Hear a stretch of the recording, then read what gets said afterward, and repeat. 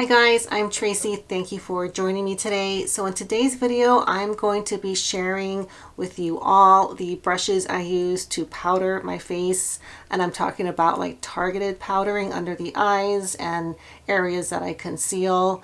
And what I keep in mind is I look for a brush that does not exacerbate texture, does not make your skin look cakey, and also does not, doesn't disturb what you already have going on.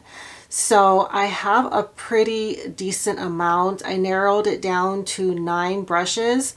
There are a couple of others that I've used for this purpose, but these are the ones that I recommend, that I think will give you the look that you're looking for if you have texture. So I wasn't planning to film today, but I answered this question in the comments, and I have been getting this question a lot over the years, so I thought I would make a video and address it for anyone else who is wondering what to use for this purpose. So let's get started.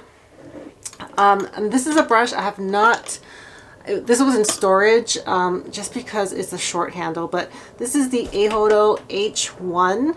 It's from the WP series, which has this type of handle, which I really like. It reminds me of old rice bags, or maybe new. I don't know if they make them like this, but I really like the look of this. And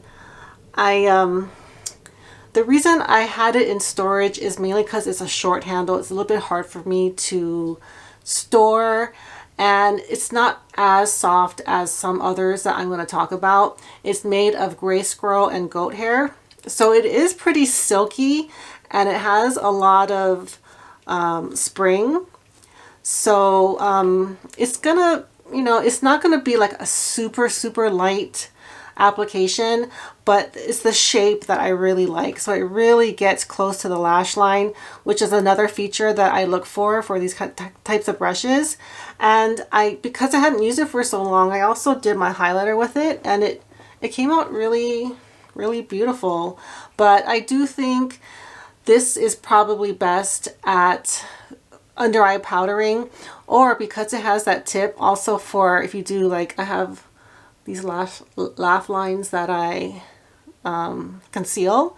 So it's really good because it's precise. Also, I used it for here because I highlight here a little bit. So it's got like that really precise, tip, and that's pretty much why I like this brush. You're going to notice a lot of the brushes I mentioned are going to be squirrel hair or squirrel hair mixes, because the lighter and the more fine the hair is, the lighter the application is going to be. And when it comes to this task, I very strongly feel like you need a good brush, and I do highly recommend getting a natural hair brush.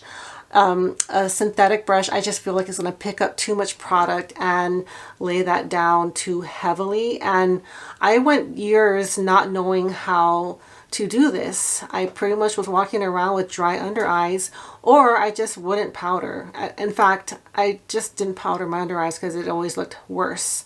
So this was one of those aha moments, and the brush that started this all is the Goss Airbrush. Now it got a little weird after I washed it this last time, but I think because it was drying in a weird position. But this is a really solid powdering brush. The shape, I know it's a little misshapen, but it normally is a little bit smoother, the shape, but it's really good for under eye powdering. And because it's so tapered, it's such a light, because if you can see how light the pressure is, it's going to very gently apply powder. And another tip that I highly recommend is when you're doing this type of powdering, I highly recommend using a pressed powder versus a loose powder, because when you dip your brush into loose powder, it just picks up too much to me. And I know some of those containers have sifters, but I just think a pressed powder, just in general, if you're doing a light powdering, is so much better. So, and I'm going to demo a couple of these. All right, so That's the Airbrush. And I speak about this one a lot, and I really think this is probably like top 3 or 4 under eye powdering brushes, and that's the Sonia G Designer Pro.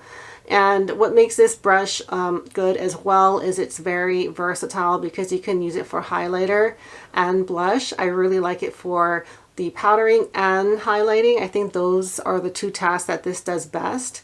And it's pretty much like an amped up Wayne Goss airbrush, and this is dyed Psycho goat hair. So you'll notice Sonia G uses a lot of dyed goat hair because it tends to kind of like when you dye or bleach your hair, it kind of breaks down the hair cuticle a little bit and kind of makes it like finer, you know, makes it a little bit more squirrel hair like. Not quite, but that's how I feel her dyed goat hair brushes are, and I really do like this material she uses, and it does make her brand unique. I don't see this type of dye, this brown dye, very often.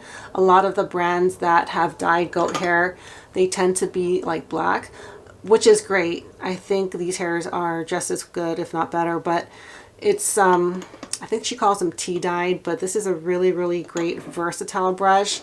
On the same vein as that, the Inochige is just a super big brush, but what I would do is like kind of roll this here because it covers such a big area, and then maybe kind of like pat it.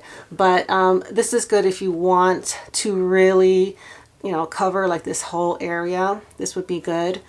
I do use this for powdering sometimes, but this is kind of new to my collection, so I haven't really used it a whole lot. But the Inochige, I think, will do a fabulous job. This will probably apply a little bit of a heavier application than some of the other brushes I'm talking about, but you know, if you have this and you're maybe not using it, I think under eye powdering is a good use for this one.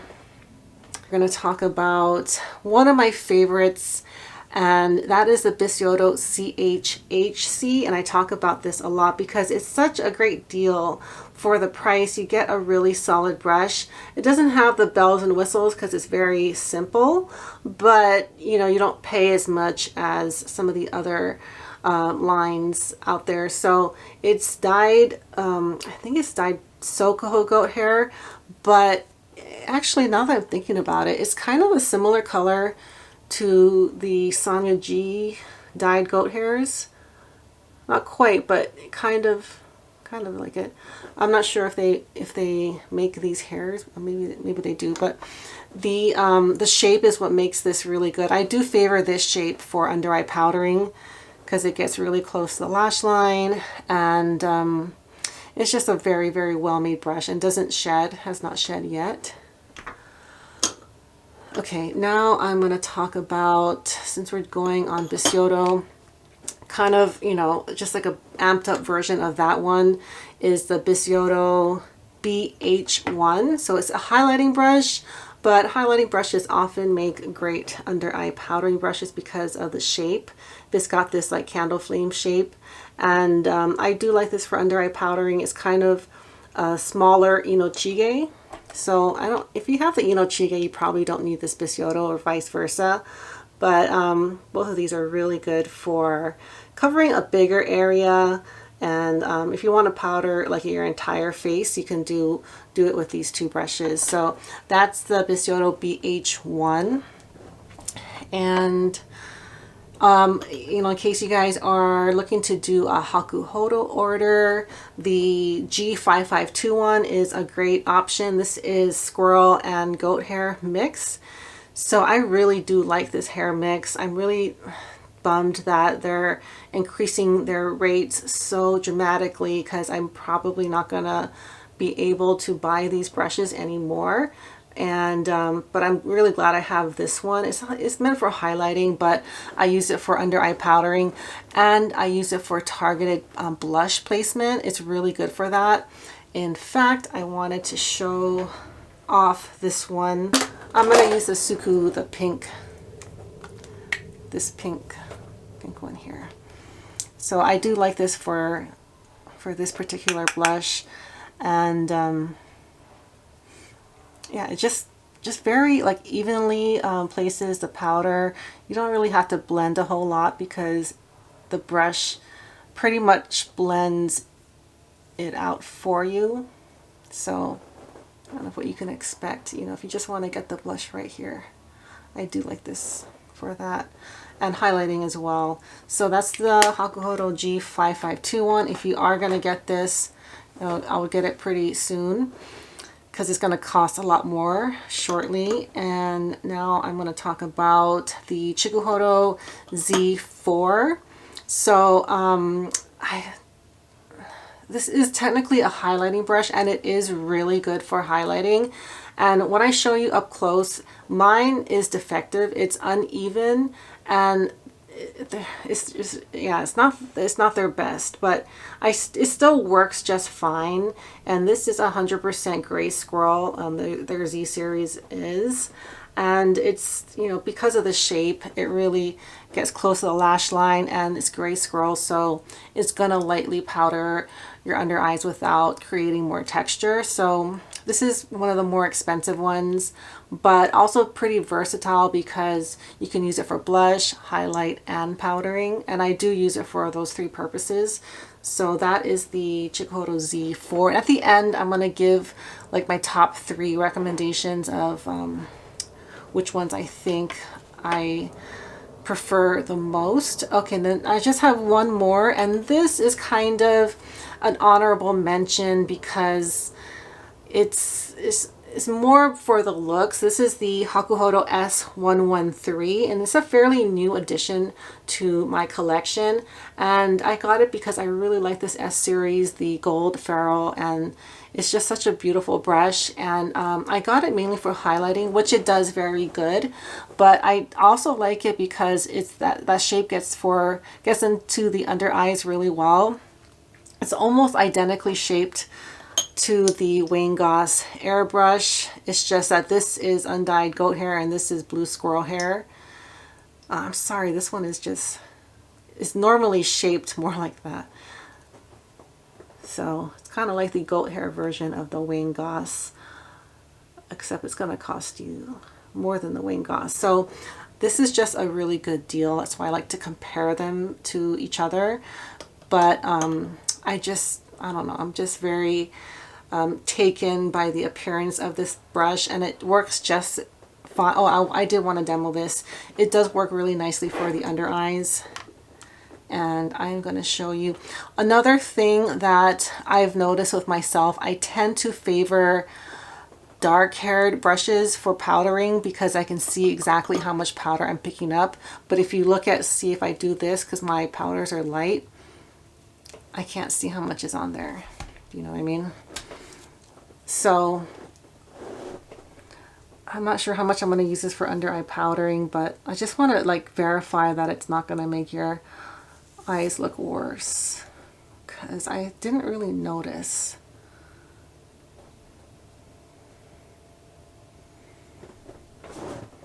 I'm going to zoom you guys in. And these types of things are kind of hard to see on camera just because they're just little minute differences. But yeah, I really do like the way that came out. With a little bit of shine. I don't like a shiny under eye. So that's what you could expect from the S113. And I think that does it. Something that you could do if you have the Hakuhodo G5538 or the Goss 14 or the Sonia G Soft Cheek, any of these really long kind of floppy cheek brushes. This is also very good at lightly applying powder. It's just the shape isn't ideal, but the whole reason why I like these brushes, same with the Sonia G Soft Cheek, is that these apply powder so gradually and just so softly, so it's gonna do the same for under eye powdering. So I have used it for this purpose and it works fine, and it's, you know, it's got that shape you can kind of do your whole face. But I would say this is probably better. These two are like better for blush, but if you needed to powder and it didn't have blush on it already, then I do think this is a good use for this type of brush. So I didn't think of this, so I'm gonna really have to think, what are my top like 3 under eye powdering brushes for like which ones I could really count on to not create more texture or not to exacerbate texture. I would say these 3 are my top picks. So this is the Chikuhodo Z4, the Goss Airbrush, and the Sonia G Designer Pro. So with these, I can feel like I could rest assured these are not going to make my under eyes look worse or anywhere that I powder look worse. And then the dark hairs for me really help.